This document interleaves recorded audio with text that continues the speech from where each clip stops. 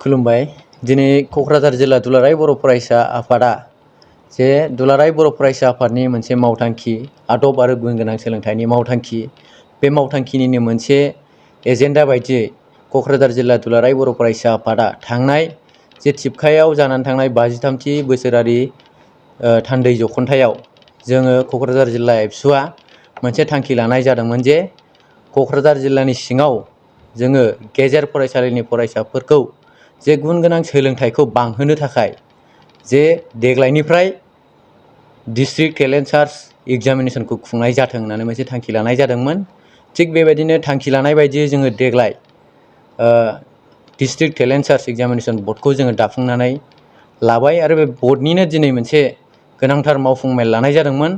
बे मावफुं मेलाव जोङो फारफ्रोमबो बिथिंखौ सावरायलायनानै जे फरायसाफोरनि थासारि आरो जे फरायसालिनि जे थासारि बेफोरखौ नोजोर होनानै जोङो आनजादनि खालारखौ थिग खालामनाय जादों आरो बे आनजादाव जोङो माबायदियै खुंनाय जागोन आरो बेनि सिलेबासा मा थागोन बैफोर थासारिफोरखौ सावरायनानै जोङो दिनै थिग खालामनाय जाबाय।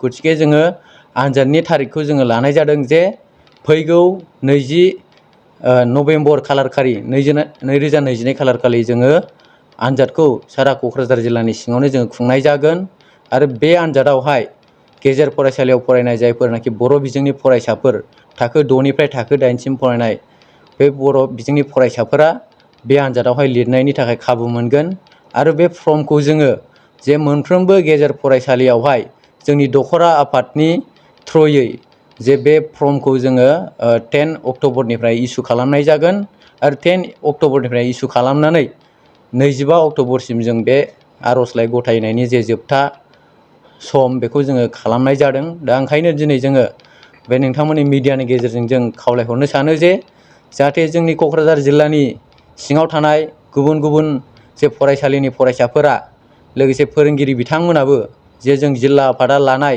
जे बेसेबा गिदिर मोनसे थांखि फरायसाफोरखौ जाहाथे इयुनावहाय साफा साफा माने गावखौ दानायाव मोनसे खामानियाव होयो बे नोजोरजों जों जाय आनजादखौ खुंदों बेयाव जाहाथे बाहागो लायो बेनि थाखाय खावलायदों। जों थांनाय समावहाय मोनदोंमोन जे क'क्राझार जिल्लानि सिङाव एबा गुबुन गुबुन जिल्लानि सिङाव मिरु दुलाराय बर' फरायसा आफादा सेन्ट्रेल टेलेन्ट सार्च खुंनाय जायो।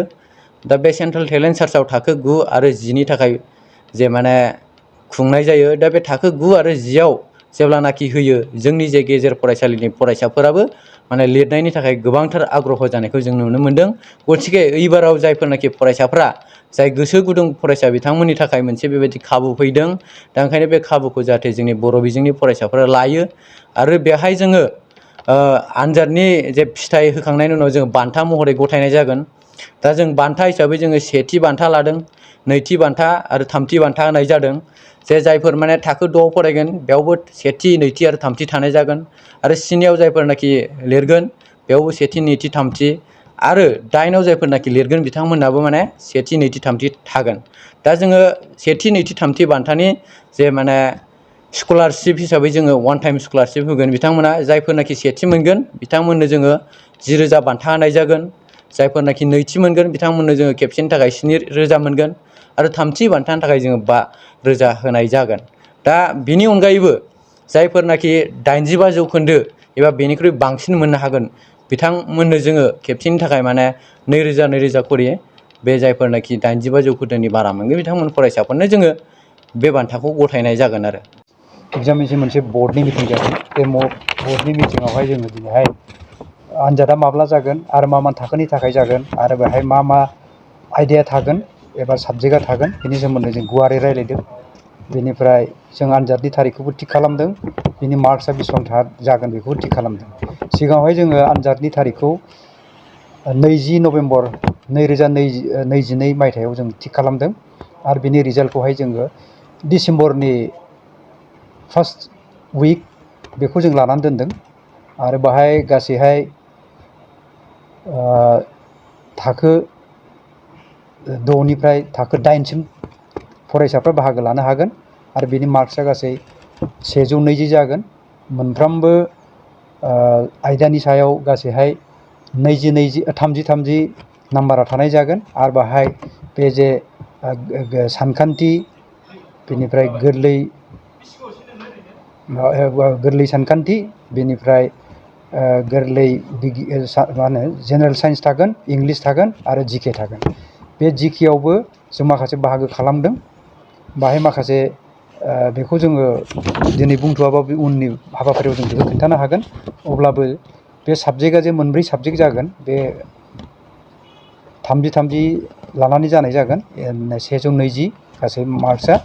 आरो बेखौ जोङो क'क्राझार फुरा जिल्ला नाङैनो मोनफ्रोमबो आनसलिकनाव बेफोरखौ जोङो बावैसोनो मा रोखोमनि फरिखाखौ लानाय जागोन बेनि सोमोन्दै जोङो मोनसे फोसाव बिलाइ हरनाय जागोन।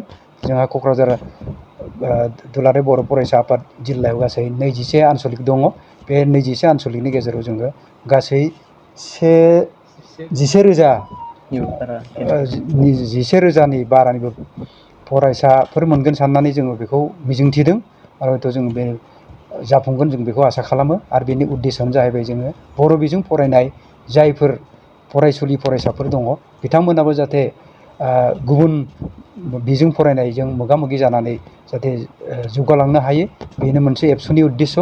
आरो बे उद्देश्यखौ लानानै जों बेखौ देग्लायहाय सिगां क'क्राझार जिल्ला दुलाराय बर' फरायसा आफादा बे टेलेन्ट एग्जामखौ दानाय जादों। थियारिया जेबो थानाय नङा। क्लास 6निफ्राय 8सिम थागोन आरो बर' बिजों फरायनाय जानांगोन। जिखियानो थाया मानो, जिखो कमिउनिटि मानसियानो थाया मानो, खिन्थु बियो बर' बिजों फरायनाय जानांगोन। जायफोरा जोङो फोसाव बिलाइ हरगोन, बे मोनफ्रोमबो फरायसालियाव हरगोन। बे फरायसालियाव फरायसालिनि प्रिन्सिपाल बा हेडमास्टारफ्रा बेखौ गाइड खालामगोन। आरो बेनि जाय फोरोंगिरिफोर दङ बिथांमोनानो गाइड खालामगोन। आरो मा धरननि जागोन जों बेखौ गासिबो इन्सट्राक्सनखौ हरनाय जागोन। जिल्ला खोलोब बिनि उनावहाय नोंथांमोना हरनाय नङा। सेन्ट्रेला मोनसे गुबुन गावस्रानि टेलेन्ट सार्चनि फरिखा दंखायो। खिन्थु बेखौ जोङो जिल्लायावहाय खालामनाय जादों क्लास 6 to 8।